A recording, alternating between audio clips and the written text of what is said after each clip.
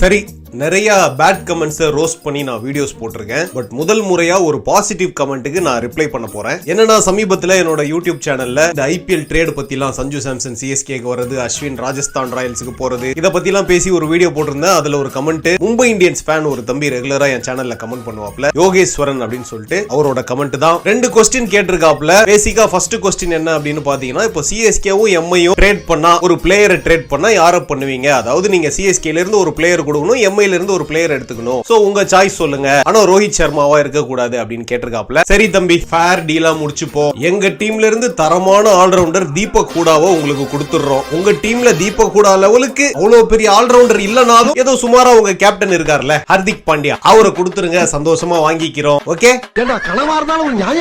அடுத்து ரெண்டாவது அவர் என்ன சொல்லியிருக்காரு அப்படின்னு பாத்தீங்கன்னா, அவர் ஒரு பிளேயரை சிஎஸ்கேல இருந்து எடுத்துக்கிட்டு எம்ஐல இருந்து ஒரு பிளேயரை கொடுப்பாருன்னா, பத்திரானாவை எடுத்துக்கிட்டு தீபக் சஹரை கொடுக்குறேன், உங்களுக்கு ஓகேவா அப்படின்னு கேட்டிருக்காரு. No, not okay. என்ன சின்ன பிள்ளைத்தனமா இருக்கு?